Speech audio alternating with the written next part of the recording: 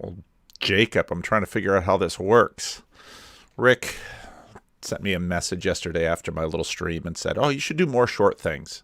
And he's right, I should. Part of the reason I haven't done a lot of short things is because I don't feel confident doing a number of short things until I think I have some things that are helpful.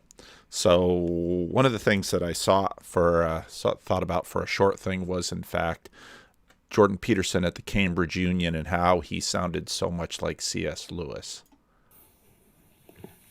So one of the tricks that the guards used to play in Auschwitz was they'd get these people after this brutal transport to pick up like 100-pound sack of wet salt and carry it from one side of the compound to the other and back. And compound, that's not like an area this size. Those places were small cities. They had 50,000 people in them, some of the camps. So it was a walk across town after you'd been separated from your family and just about froze to death and were 3/4 dead and had everything stripped away. It's like, just who the hell did you have to be to then subject that person to work for no other reason than to prolong their suffering, right? Because Solzhenitsyn said, when he was in the camps, that at least if he was laying bricks in a wall or a bricklayer was doing so, at least he had the satisfaction of building something, right? There was some tiny iota of meaning in the work, something redemptive in that, a crumb that you could feast on in the midst of your starvation.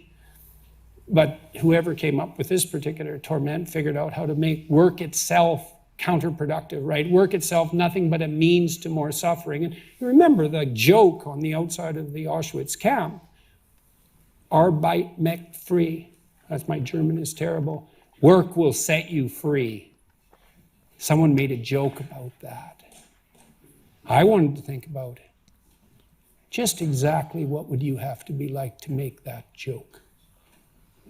And part of the reason I wanted to figure that out is because I'm a human being, and a human being made that joke. And a human being forced that punishment onto someone who was already suffering. And I wanted to figure out what you would have to be like, what I would have to be like to do that.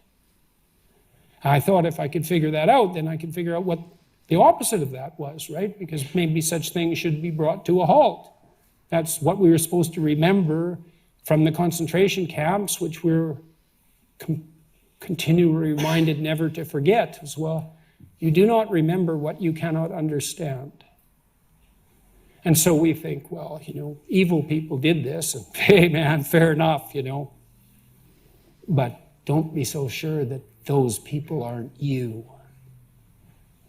And so that's a horrible thing to contemplate, but a necessary thing to contemplate. And I would say also that if you don't contemplate it, you end up placing that great evil somewhere else, right?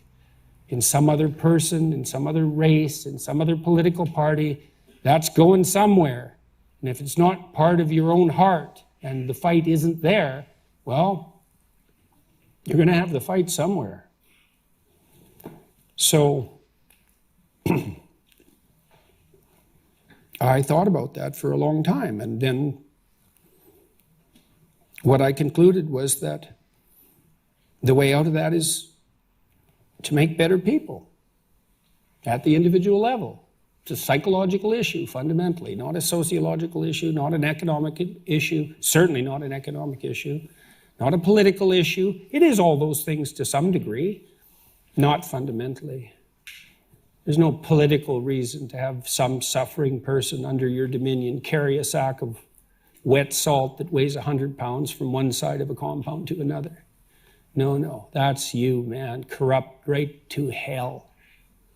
And so, you think that's pretty terrible, and it is pretty terrible, but there is one advantage to specifying evil in a very distinctive and precise manner, is that when you specify something that precisely, you also specify its opposite, right? So if there's evil of that depth, then, well, there, at least in principle, might be the opposite of that, which would be the force that might resist it. And so while I was looking into the heart of darkness, let's say, the light started to shine through, and that partly when I started to understand, it was a little bit before that you should not lie. That's a big mistake. You think you can, first of all, I'll tell you one thing, that I never saw any of my clinical clients ever get away with anything, ever. You know, we track their misery back to its origination point, and sometimes it was a mistake on their part, often a moral error, which they knew was a moral error when they were committing it, but may have forgotten about afterwards, so became unconscious in some sense, or habitual, or it was a moral error that someone else, that they were beholden to, a lie on the part of their mother or father, someone they were tangled up with, someone malevolent. But yeah, the pigeons come home to roost, man. And how could it be otherwise? You really think you have the capacity to bend the structure of reality without it eventually snapping back and hitting you in the face? Like, how arrogant can you possibly be to think that? And so, well, I came to believe that truth in particular, spoken truth, but not only spoken truth, was the antidote to that evil and to that suffering, really, truly the antidote to that. It's more complex than that, but that's something. And I also came to believe that each of us have far more under our dominion in terms of the destiny of the world, let's say, than we would ever even care to dare to dread, let's say. You know, I don't know how it works, but each of us, you know, we make decisions between heaven and hell all the time. With every decision, in fact. With every decision. That's a decision, up or down. And in some manner, the whole collective enterprise is guided by those individual decisions. And it's not washed away in the mix, you know. It's somehow not just your trivial action in a sea of 7 billion random actions.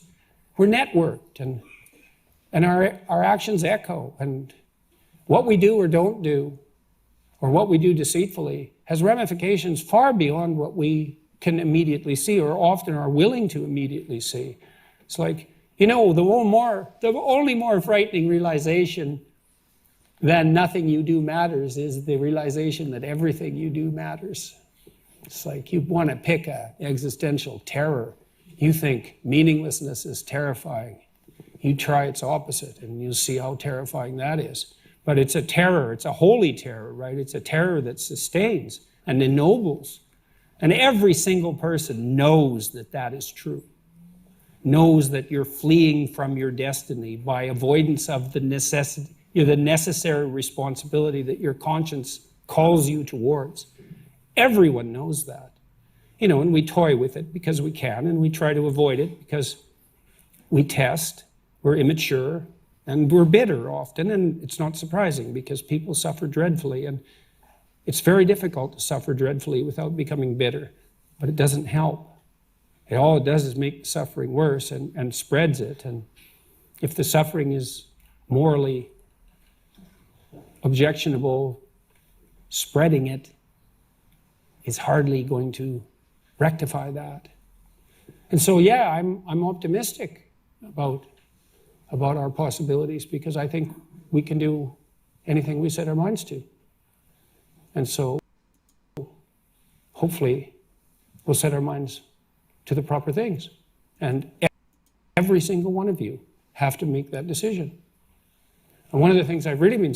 That's one of the best things from, I think, one of his far better appearances in the Cambridge Union. Now, I wanted to connect that with what C.S. Lewis says towards the end of one chapter in Mere Christianity. People often think that Christian morality think of Christian morality as a kind of bargain in which God says, if you keep a lot of rules, I'll reward you. And if you don't, I'll do the other thing. I do not think that is the best way of looking at it. And I think that's a really nice way for Lewis to frame that. I would much rather say that every time you make a choice, you are turning the central part of you, a part of you that chooses, into something a little different from what it was before. And taking your life as a whole, with all your innumerable choices, and I loved how Peterson sort of networks us all together because our choices are all interconnected, not only within ourselves, but with each other. and taking your life as a whole, with all your innumerable choices, all your life long, you are slowly turning this central thing either into a heavenly creature or into a hellish creature, either into a creature that is in harmony with God and with other creatures, there's that network, and with itself, or else into one that is in a state of war and hatred with God and with its fellow creatures and with itself. And there's sort of a nice reciprocal narrowing image. To be the one kind of creature is heaven. That is, it is joy and peace and knowledge and power.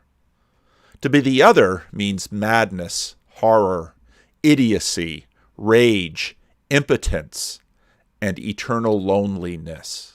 And right now, we're just tiny little bits of that. But as we grow, either reciprocally broaden or reciprocally narrow, this is what we become. Each of us, at each moment, is progressing to the one state or the other. That explains what always used to puzzle me about Christian writers. They seem to be so very strict at one moment and so very free and easy at another. They talk about mere sins of thought as if they were immensely important, and then they talk about the most frightful murders and treacheries as if you had only got to repent and all would be forgiven. But I have come to see that they are right. What they are always thinking of is the mark which this action leaves on that tiny central self, which no one sees in this life, but which each of us will have to endure or enjoy forever. One man may be placed that his anger sheds the blood of thousands, and another so placed that however angry he gets, he will only be laughed at. But the little mark on the soul may be much the same in both. Each has done something to himself which, unless he repents, will make it harder for him to keep out of the rage next time he is tempted, and will make the rage worse when he does fall into it. Each of them, if he seriously turns to God, he can have that twist in the central man straightened out again. Each is, in the long run, doomed if he will not. The biggest or the smallness of things, seen from the outside, is not what really matters. One last point. Remember that, as I said, the right direction leads not only to peace, but to knowledge. When a man is getting better, he understands more and more clearly the evil that is still left in him. When a man is getting worse, he understands his own badness less and less. A moderately bad man knows he is not very good. A thoroughly bad man thinks he is all right. This is common sense, really. You understand sleep when you are awake, not while you are sleeping. You can see mistakes in arithmetic when your mind is working properly. While you are making them, you cannot see them. You can understand the nature of drunkenness when you are sober, but not when you are drunk. This is sort of standpoint epistemology. Good people know about both good and evil. Bad people do not know either. Now, I'm going to read the comments in a minute. I'm playing with how to do these live streams, and I want to give you a chance to comment and say your piece too. I'm thinking perhaps about maybe doing these more regularly, maybe having a standard hour in which I do them. I'll have to figure that out given the chaotic nature of my schedule. That's part of the reason that I mostly just record things. But I didn't want to leave this just with Peterson, who, for him to drag that heavy cross up the mountain, and what lies at the top of the mountain is where you maximally meet and engage your responsibility. I'm not sure that's what's at the top of the mountain. That's certainly there, but that's not all that's there. And taking C.S. Lewis's point here, it sounds nearly hopeless. But it isn't hopeless, and of course, Lewis knows that. And so I'm going to include this bit from Corrie ten Boom's The Hiding Place. Corrie ten Boom was a woman living in the Netherlands. When the Germans came into occupied, she very quickly saw what was happening to the Jews, and so she and her sister and her father decided to hide them. And they were found out. And so Corrie and her sister went into the camps, and her sister was a saint, and she loved her sister. And she saw her sister die in the cruelty of these camps. And just imagine taking in these young women, having them strip for the amusement of the guards, working them to death. This is exactly what Peterson is talking about. After the war, Ten Boom became an itinerant preacher. And she preached about the grace and love of God. And she went to Germany. I continued to speak, partly because the home in Bloemendaal ran on contributions, partly because the hunger for Betsy's story seemed to increase with time. I traveled all over Holland to other places in Europe to the United States. But the places where the hunger was greatest was Germany. Germany was a land in ruin, cities of ashes and rubble. But more terrifying still, minds and hearts of ashes. Those central little parts of people over the course of the war were just turned, click, click, click, click, click, all in one direction. And what we fear, listening to both what Peterson said and what Lewis says, is that if after living a life of clicking that heart in one direction, we go so far, we are irredeemable. But at the heart of Christianity is the message that, yes, you are evil, but there is a power that can save. It was at a church service in Munich that I saw him. The former SS man who had stood guard at the shower room door in the processing center at Ravensbrück. He was one of our actual jailers that I had seen since that time. He was the first of our actual jailers that I had seen since that time. And suddenly it was all there. The room full of mocking men, the heaps of clothing, Betsy's pain-blanched face. He came up to me as the church was emptying, beaming and bowing. "How grateful I am for your message, Fraulein," he said. "To think that, as you say, he has washed my sins away." There's no con like the religious con. And many, many people see things like this and say, "I can't buy it." There's no redemption for such a monster. He has turned that crank one notch at a time. He has put that little mark in that little place in him, so much that it is blackened. He is beyond redemption. His hand was thrust out to shake mine. And I, who had preached so often, I can't read this. It's hard to read. I, who had preached so often to the people in Bloemendaal, the need to forgive kept my hand at my side. Even as the angry, vengeful thoughts boiled through me, I saw the sin of them, the things in her. Corrie, who had hidden the Jews, who had lost her sister. She saw her sin. This is exactly what Lewis was talking about. Christ had died for this man. Was I going to ask for more? Lord Jesus, I prayed, forgive me and help me to forgive him. I tried to smile. I struggled to raise my hand. I could not. I felt nothing, not the slightest spark of warmth or charity. So again I prayed a silent prayer. Jesus, I cannot forgive him. Give me your forgiveness. As I took his hand, the most incredible thing happened. from my shoulder, along my arm and through my hand, a current seemed to pass from me to him, while into my heart sprang a love for this stranger that almost overwhelmed me. I think about Dostoevsky and the brothers Karamazov. The miracle is it's hard to forgive the people we know. She knew who this man was. Was he a stranger? Yes. If he had been just some random prison guard, maybe easier, but she knew his face. His face was seared into her mind in the trauma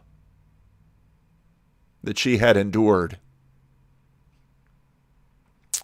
And so I discovered that it is not our forgiveness any more than our goodness that this world's healing hinges on, but his.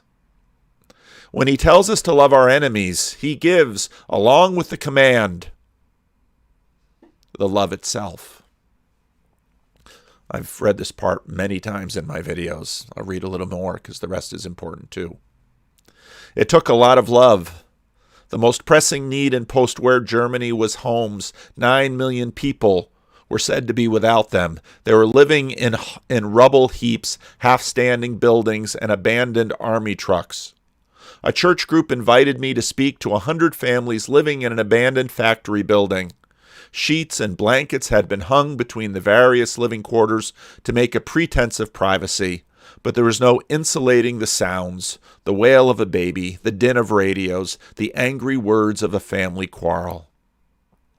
How could I speak to these people of the reality of God and then go back to my quiet room in the church hostel outside the city?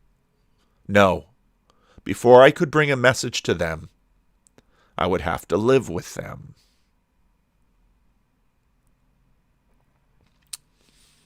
Moves me every time. I don't know if the best way to do this is streaming a short like this or maybe to do just a little video, but I wanted to bring those things together. And part of why I'm playing with streaming is because, well, with streaming, I get to hear from you. And you're a lot of fun. So that's the planned portion I have of this. Let me see if I can release you from the box I have here. So, yeah, a very difficult reading. The man wearing the luchador mask. So, there's a short. And I'm thinking about, at least on some days, having sort of a scheduled time for maybe a half-hour live stream.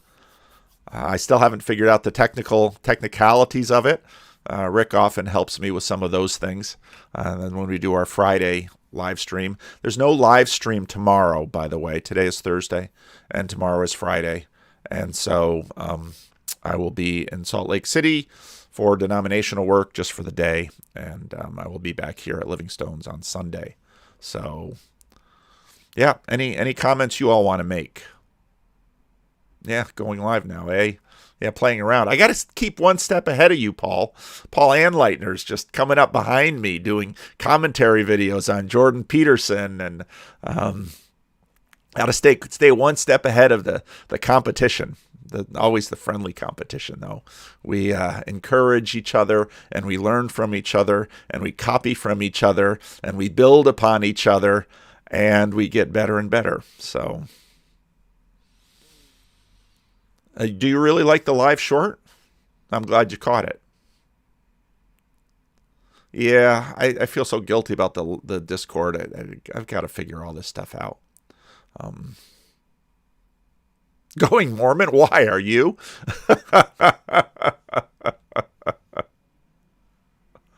No live Q&A? Well, I suppose if you have a question, you can ask it now. Yeah, Corey Ten Boom. Amazing.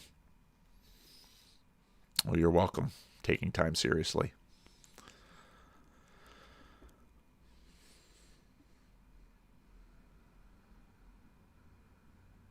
And thank you, Chad, for the super chat.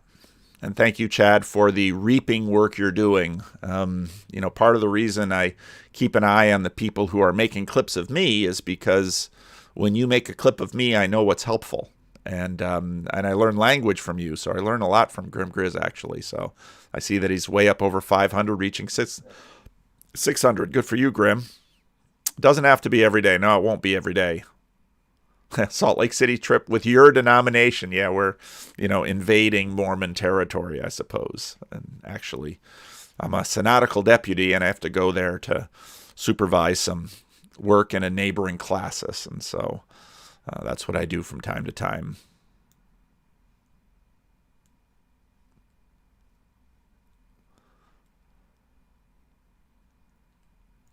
New England soon? I hope New England soon. I have to talk to my mother. I'm trying to get to my mother to make a trip out here because, frankly, the winter's a little nicer in Sacramento than in Massachusetts. Thank you, Alex. Up to date on the videos. That is no small task. I put out a lot. So, any other questions or comments you'd like me to see? Yeah, it does feel like a blessing. Thank you, Brian Bob. Did you hear the Pizot Q&A? No, I haven't. Well, when you find good stuff like that, I mean, I can't possibly watch everything, which is why we have to watch things together. And as Grimm says, we have to reap. And this is part of the reason I'm trying to do some shorter things, because not everybody has the time. I know that some people have their truckers, their plumbers, their coders, and they have an enormous amount of time to listen to things. And so I make long videos for them. But there's many of us who want something short and to the point, which is titled properly so we can grab something. And ideally, it can be tied into something much longer. So I might take what I did early on here and clip it a little bit for something else. I don't know. So let's see, more questions. Yeah, so Mark, if there's something in the Peugeot Q&A, yeah, I don't know, point it, have Grim reap it, the Grim Reaper. Have the Grim Reaper take it or something like that, because every minute, I'll have to listen to it then. I'm reading Corin ten Boom while my daughter is in the hospital. A helpful perspective while suffering. Yes, indeed. Oh, it's, Chad, there's sense of humor is an important thing. So don't be ashamed of your silliness.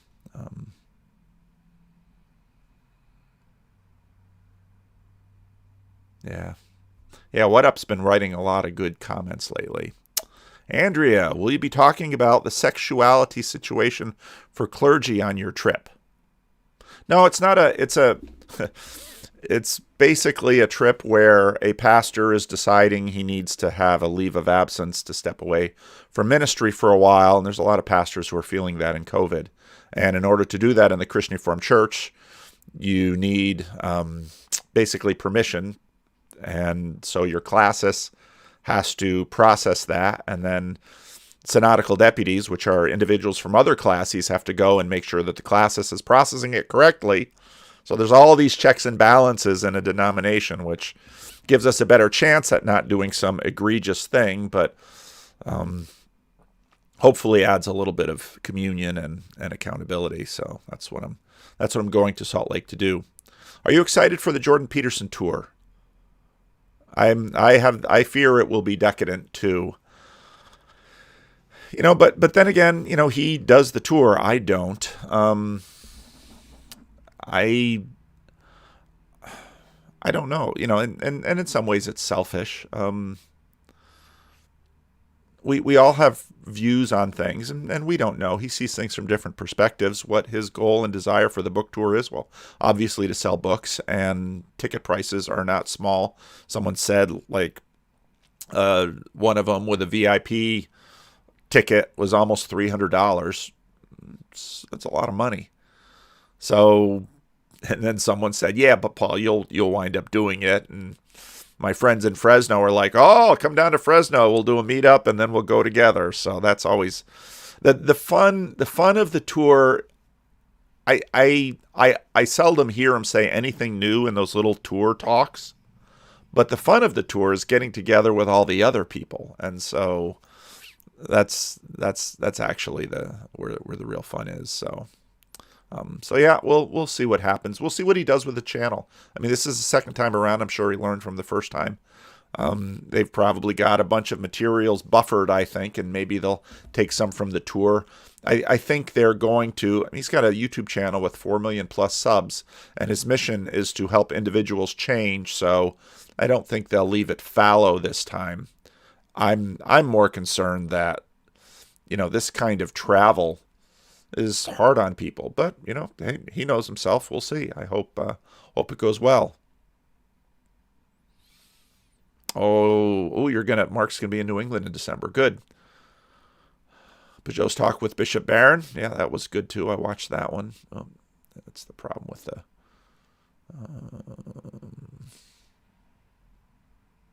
I don't know if I'm going to get ticket chat. We really do need more Reapers. We do. Yeah. I want to do, I don't know, because I'm spending a half hour doing this, I want to do another video on deconstruction, because there's more to say about that. And yeah, I want to do a video on deconstruction. More cowbell. Hey, there's Rick. Oh, good. Rick's got a wrench. So Rick, if someone behaves, see, that's the idea of doing this at a regular time, because dirty little secret, Rick got a day job. When Rick didn't have a day job, Rick was always available. So if we were going to have fun, or we had a little project, and now Rick's got a day job. So I got to learn I got to put on my big boy pants and be my own streamer. So, but Rick's got the wrench. Anselman has a wrench too. I might have to hand out some more wrenches. But yeah, the idea would be I would do this kind of at the same time every day, maybe for a half hour. Greetings from the DR. Hey, Christian Fernandez. Oh, wow. Oh, the DR. And I've got to listen to more of the. I'm right now working through the Sophiology conversation with Karen, which is excellent. And I'm also playing around, as you might know from my Twitter feed, with taking little clips and posting them on Twitter. And I'm also posting some of those on my Vanderclips channel, which has lay fallow for a while. So I'm working on that.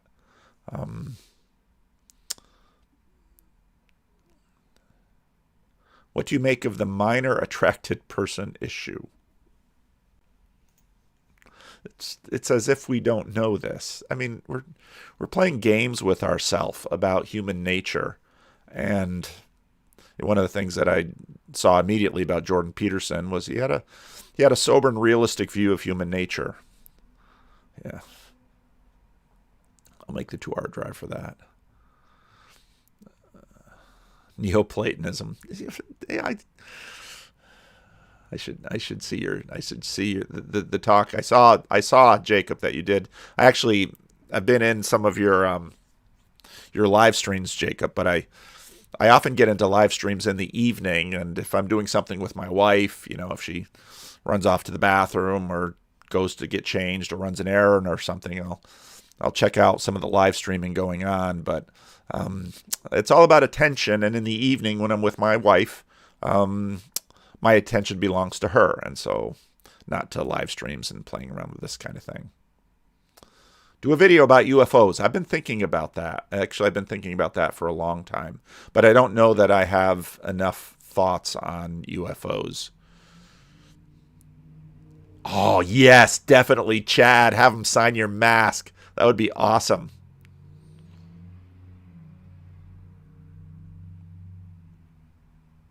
Yeah, we talk about deconstruction, but what about reconstruction?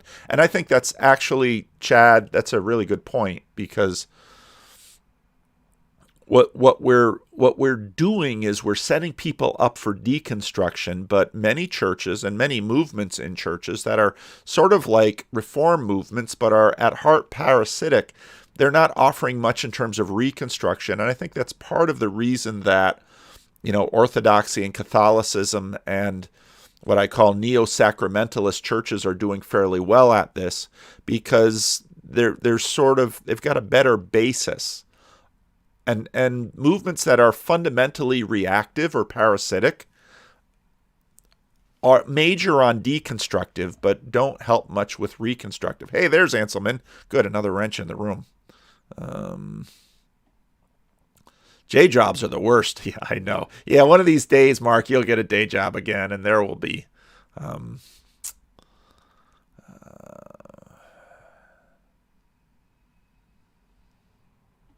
No, Grim, I've actually got the join feature, but I've tried to resist the pay-per-view aspect of the channel. And that's why I don't do it with Patreon either. I also have a Patreon that I, for the most part, ignore. Sorry, patrons, but that's sort of what I promised at the beginning, that I'm not doing anything for the patrons, partly because I have issues with pay-per-view. I understand how money can be used as sort of an interest gate, but there are many people who are very interested and have no money.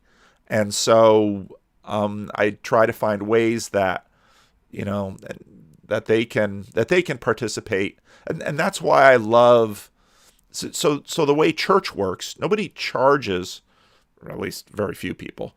You don't have to pay to come into a church to listen to a sermon or to sing with the community or anything like that. You can let the plate go by. All of that is true. It's not withheld from you. And so I've always sort of tried to keep my YouTube channel that way.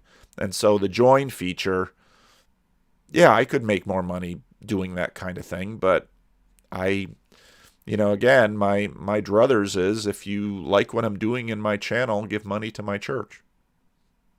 There might come a day when, let's say, if the church goes under, but in a lot of ways, because of many of your contributions to the church is still up.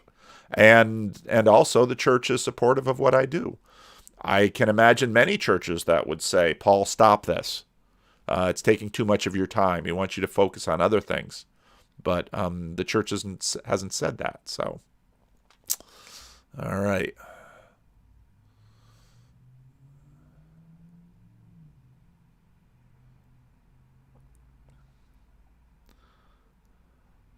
Yeah, Eric Metaxas, of course, was Greek.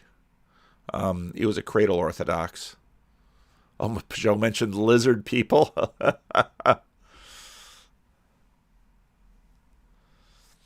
I think that deconstruction, which is done with faith and trust in Jesus, can lead to a revelation. Oh, Sarah, you redacted it. I was just reading it. Oh, well.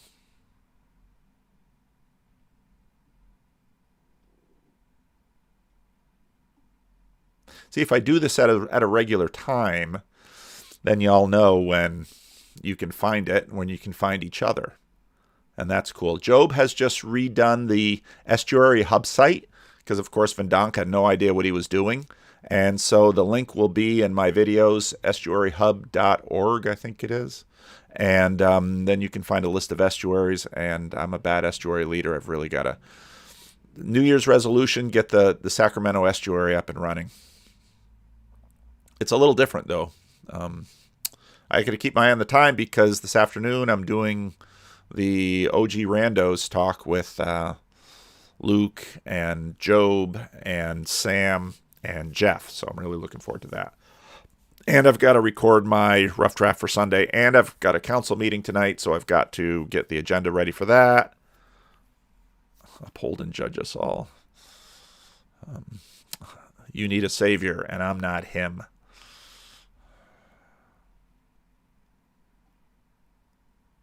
All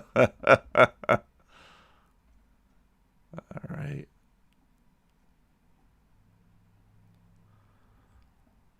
All right. I promised I'd be here a half hour, and I think I'm a little bit over that. So thank you for coming, and I appreciate your presence here.